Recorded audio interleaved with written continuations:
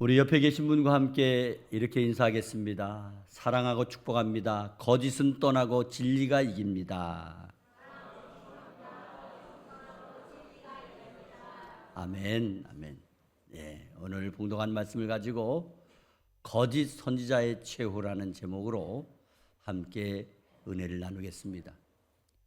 주님의 은혜와 축복이 한 분 한 분에게 충만하시기를 주의 이름으로 축원합니다.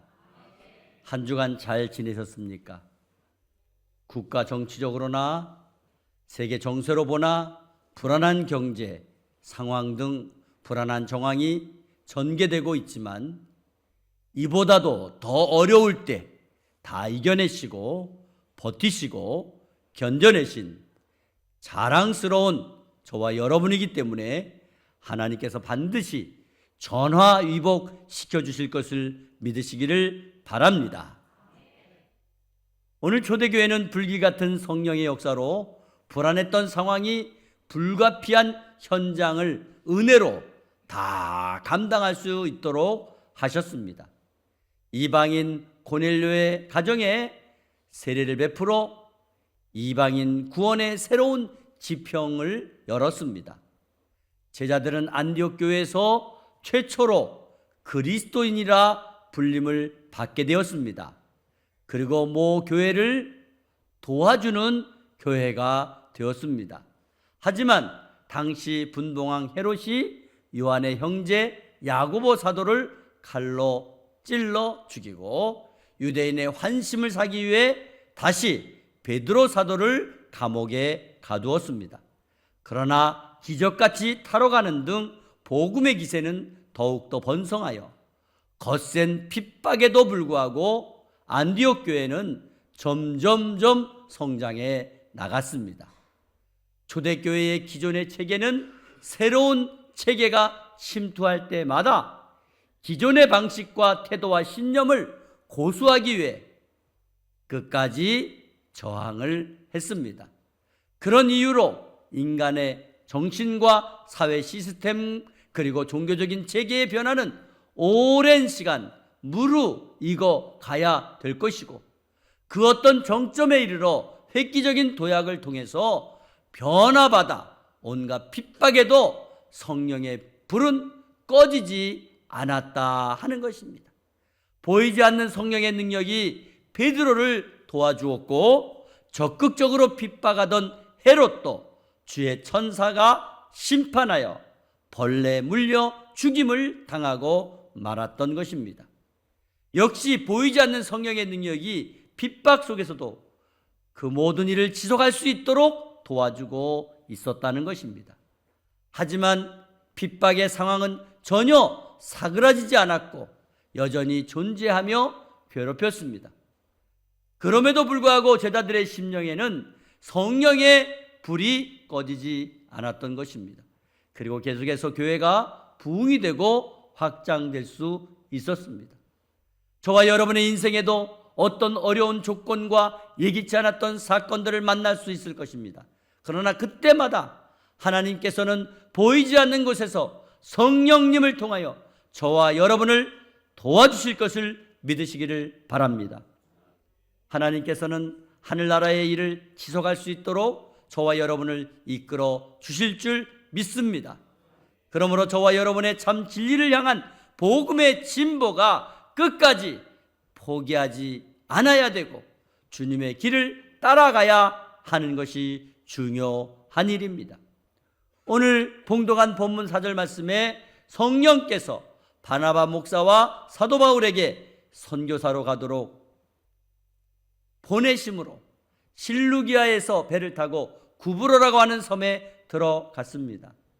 평안하게 안주할 수 있었음에도 불구하고 성령께서 말씀하시는 것에 민감하게 반응하여 순종하고 선교의 길을 떠나게 되었던 것입니다. 개인의 신앙 의지보다는 성령 하나님의 명령을 따르고자 하는 반응이었습니다. 마치 아브라함에게 너는 고향 친척 아버지 집을 떠나 내가 지시하는 땅으로 가라고 말씀하셨을 때 75세의 나이에도 불구하고 순종하고 떠났던 것처럼 하나님의 음성에 민감하게 반응했다는 것입니다. 오늘날 현대인들에게 이러한 순종이 비합리적으로 생각하고 전혀 순종하기 어려운 일일 수 있을 것입니다. 편안하고 안락한 자리를 벗어나 전혀 낯설고 아무도 모르는 땅으로 떠나가야 하는 일종의 모험적인 미래를 향하여 가야 한다는 것은 순종하기가 그렇게 쉽지 않은 일일 것입니다. 심리적으로는 의식의 계획과 의지를 뛰어넘어 무의식의 소리에 귀를 기울여야 되는 방식과 같은 것으로 볼 수 있습니다.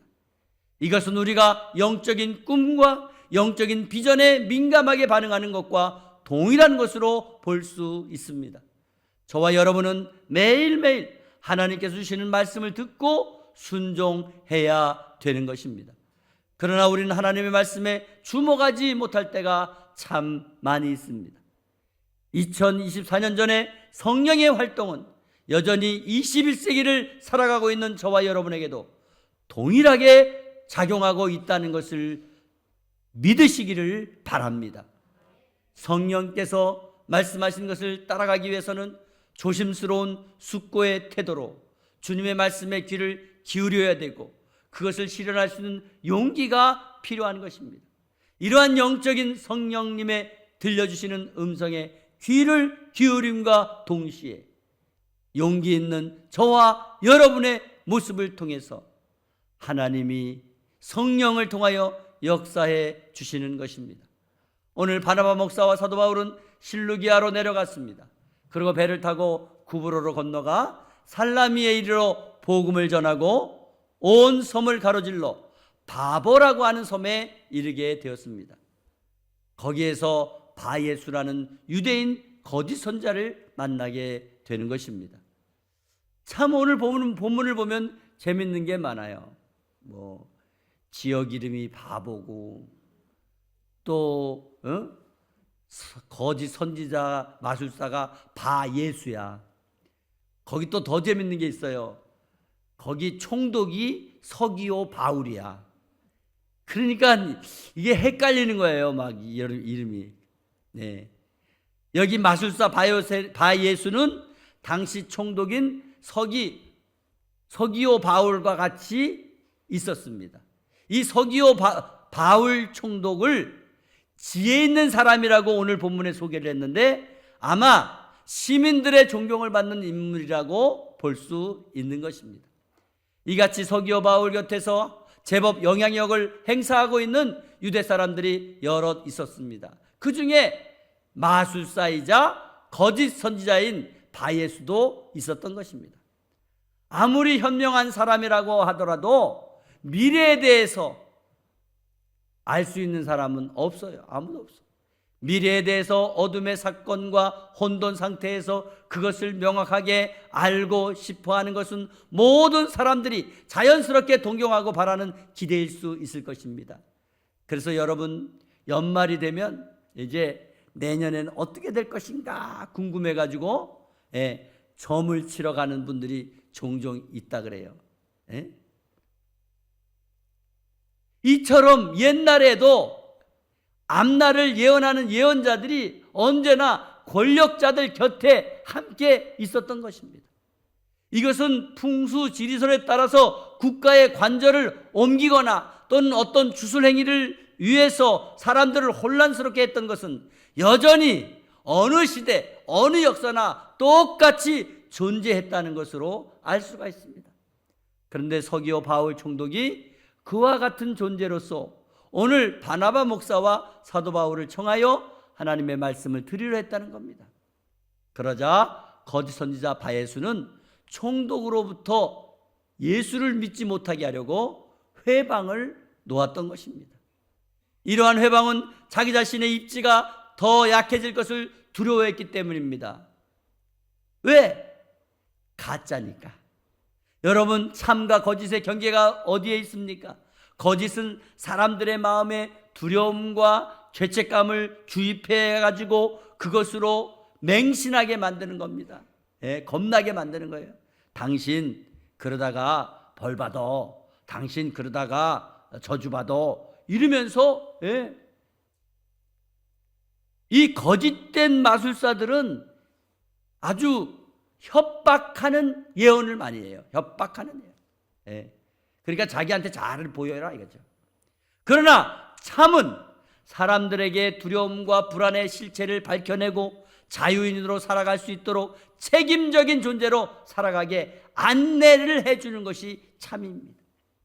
어쩌면 바예수는 자신의 실체와 존재의 무력함이 드러나게 될까봐, 들통날까봐 두려워했다는 것입니다. 그때 사도 바울은 성령이 충만하여 마술사 바예수에게 강력한 말을 선포하게 된 것입니다. 그런데 오늘 사도행전 저자 누가는 사도 바울을 소개할 때 바울이라고 하는 사울 이렇게 소개했어요. 즉 작은 자라고 하는 큰 자로서의 살아가는 정체성의 변화에 대해서 사도 바울의 정체성이 어떠한 것인가를 알려주기 시작한 것입니다. 자기 개인의 뜻이나 욕망을 쟁취하기 위한 그런 삶이 아니라 오직 주님의 뜻을 온전히 겸손하게 이행하려고 하는 자로서의 변화된 삶의 존재라고 하는 것을 밝혀주고 있는 것입니다. 이어서 사도 바울이 이렇게 선포했습니다. 오늘 우리가 봉독한 10절에서 11절 말씀입니다. 이르되 모든 거짓과 악행이 가득한 자요 마귀의 자식이요 모든 원수요 주의 바른 길을 굽게 하기를 그치지 아니하겠느냐.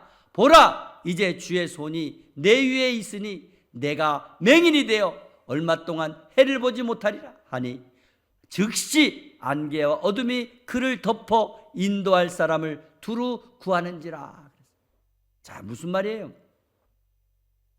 오늘 사도 바울은 강력하게 그 바예수, 총독의 총애를 받고 있는 그 바예수, 그 가짜 선지자에게 큰 소리 치는 거예요. 뭐라 그래요? 악행이 가득한 자요, 마귀의 자식이요, 모든 원수요, 주의 바른 길을 굽게 하기를 그치지 아니하겠느냐. 호통을 치는 거예요.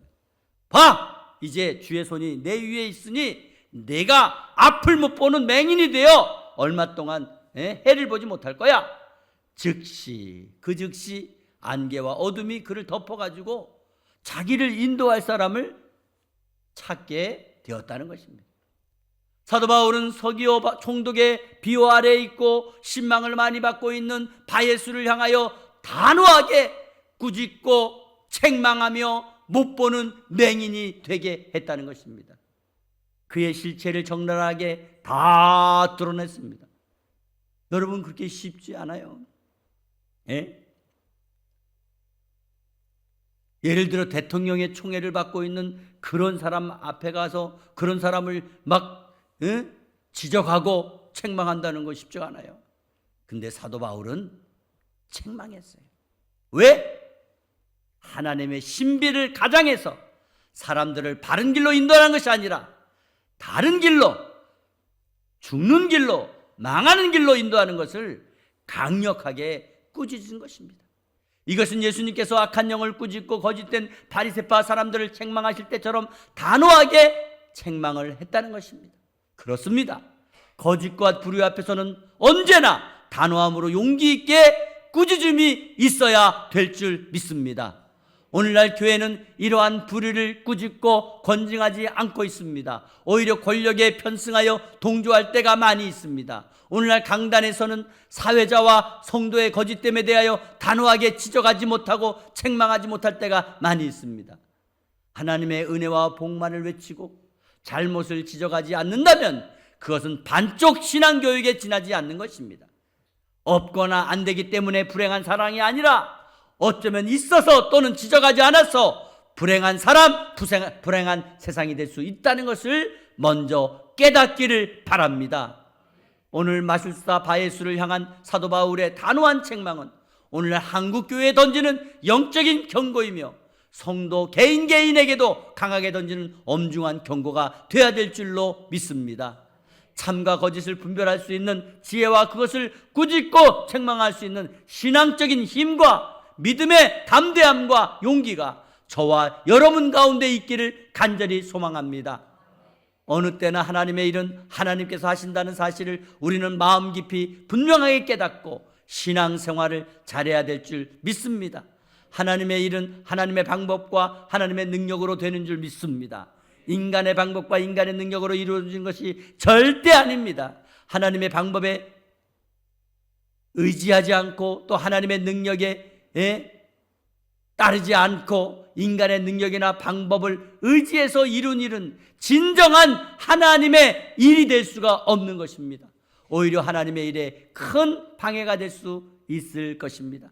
창세기 16장 말씀에 아브라함이 아직도 자기에게 남아있는 육체적인 생식 능력을 의지하여 인간적인 방법으로 낳았던 아들 이스마엘은 오늘날도 우리가 성령을 따라 행하지 않고 나의 힘과 나의 능력으로 이루고자 하는 인간적인 육체적 열매의 상징이 되고 있다는 것을 말할 수 있을 것입니다. 그렇게 낳은 아들 이스마엘은 하나님의 구원 역사에 아무런 도움도 주지 않았습니다. 오늘날까지도 서로가 대적하고 싸우는 영적 장애물로 남아있다는 것을 기억해야 됩니다. 여러분, 지금의 중동 전쟁이 바로 그 열매인 것입니다. 하나님께서는 아브라함의 몸을 통해 자손을 주시겠다고 약속하셨다면 끝까지 하나님 방법을 믿고 의지해야 되는 겁니다. 그러나 하나님의 방법을 무시하고 인간적인 방법을 동원해서 자기의 후손을 이어가려고 했던 그 결과 가정 불화의 원인이 되었고, 후대에 와서는 이 일로 민족과 민족이 싸우는 피비린내 나는 그런 불행이 이어지고 있는 것입니다. 여러분, 그렇잖아요. 저 중동 지역을 보세요. 이스라엘과 싸우는 거 보세요. 다 이스라엘과 이스마엘 싸우는 거예요. 싸우는 거예요. 오늘 사도 바울이 성령으로 거짓 선자들에 대하여 강력하게 물리친 결과 본문 12절 말씀입니다. 이에 총독이 그렇게 된 것을 보고 믿으며 주의 가르치심을 놀랍게 여기니라. 할렐루야. 이것을 본 총독은 하나님 말씀의 권능에 놀라고 하나님을 믿게 되었다는 말씀입니다. 교회 반대자들 앞에서 성령 충만한 힘으로 그들을 이겨냈을 때에 그것을 본 서기오 총독이 하나님을 믿게 되는 계기가 되었다는 말씀입니다. 한 번은 성탄절이 다가오는 어느 해에 있었던 일입니다. 한 농촌 마을에 개척교회가 세워졌습니다. 그런데 그 교회가 세워지는 것을 싫어하고 방해하는 무당이 있었습니다. 그리고 그 무당과 그 집에 세를 준 집주인이 있었습니다. 이제 개척한 지 1년쯤 되는데 성탄절 전까지 중학생하고 고등학생 20여 명이 전도가 되었습니다. 성탄절 날 이제 성탄절 전날 이제 새벽송을 돌잖아요. 성탄절 날 새벽송을 돌기 위해서 이제 학생들에게 찬송가 세 곡을 가르쳐 줬어요. 그리고 이제 새벽송을 돕니다. 몇 안 되는 성도 집에 가서 기쁘다 구주 오셨네 만 백성 맞으라 찬송을 불러주고, 또 불신자 집에 가서 전도하는 의미로 고요한 밤 거룩한 밤 찬송을 불러주었습니다. 이제 새벽 4시쯤 되었어요. 무당집을 지나가게 되었어요. 안에서는 징 이런 소리가 요란하게 들렸어요. 그렇지만 학생들과 같이 무당집 대문 밖에서 기쁘다 구주 오셨네 만 백성 맞아라 막 큰 소리로 찬송을 불렀습니다. 그런데 잠시 후에 갑자기 요란하던 그 징소리가 그쳤어요. 그리고 집주인이 겁에 질린 모습으로 달려나왔어요. 아니, 굿하는 집에 웬 찬송을 부르고 그러는겨? 이제 무당집은 망했어! 고함을 지르는 거예요. 그래서 왜 그러세요? 왜 그러세요? 그랬더니 찬송가 소리가 들리자 춤추던 무당하고 징을 치던 무당이 쓰러져 버렸어! 구약 성경에 보면 역대하 20장 말씀에 여호사밧 왕의 찬양대가 찬양을 부를 때 전쟁터에서 여호와의 복병이 적군에 들어가서 그들을 완전히 패망시켜 큰 승리를 이룬 사건이 기록되어 있습니다. 이처럼 성탄절 새벽송 돌면서 찬송을 부른 일로 인하여 그 무당집은 이사를 가게 되고 세를 주었던 주인집은 다 예수 믿고 구원받게 되었습니다. 할렐루야. 하나님께서는 거짓 선자를 반드시 심판하신다는 것을 믿으시기를 바랍니다. 사랑하는 성도 여러분, 저와 여러분이 하나님의 일을 감당할 때 중요한 것은 성령의 충만함을 받아야 성령에 민감하게 반응을 하게 되고 성령의 이끌림을 받을 줄 믿습니다. 성령에 이끌려서 사명을 감당해도 언제나 반대 세력은 강력하게 일어나 대항할 것입니다. 그래도 성령께서 지시하는 대로 하시면 반드시 역사하시고 승리할 것을 믿으시기를 바랍니다. 그때마다 성령의 충만함으로 대적을 물리쳐 이겨내시고 마침내 하나님께서 저와 여러분에게 맡겨주신 사명을 잘 감당해내는 신실한 하나님의 자녀들과 교회가 되어 하나님의 영광을 올려드리는 놀라운 은혜가 있으시기를 주 예수 그리스도의 이름으로 축복합니다. 축복합니다. 거룩하신 하나님 아버지 감사합니다. 하나님 아버지, 여전히 이 세상에는 유혹과 시험이 몰려오고 아버지 거대한 폭풍 가운데 위축될 수가 있습니다. 거짓과 속임수로 가득 차 있습니다. 아버지 하나님, 주위에 살펴보면 아무 힘도 능력도 없는 것 같이 보입니다. 그러나 주여 믿음의 눈으로 보게 하여 주옵소서. 아버지, 예수 그리스도의 이름으로 선포하게 도와주옵소서. 악한 영이 떠나게 하시고 어둠의 세력이 물러가게 도와주시고 거짓 속임수가 판모치지 않도록 주여 도와주시옵소서. 아버지 하나님, 우리가 반드시 예수 그리스도의 이름으로 승리할 줄 믿습니다. 아버지 도와주셔서 아버지 우리 자녀들이 아버지 공부의 전쟁, 아버지 하나님 사업의 전쟁, 아버지 어디에 아버지 전쟁하는 곳에서 주님 역사하셔서 승리하게 도와주시고 주의 권세로 선포할 때에 하나님 사업이 승리하고 자녀들이 승리하고 아버지 나라가 승리하고 교회가 승리하는 역사가 일어나게 하여 주시옵소서. 아버지, 주의 영이 함께 하실 줄 믿습니다. 아버지 도와주셔서 주의 권세로 모든 것을 물리치신 예수님의 아버지 능력으로 사망과 어둠의 권세 물리치게 하여 주시옵소서. 주님 영광 나타내 주시옵소서. 거룩하신 예수 그리스도의 이름으로 기도하옵나이다. 아멘.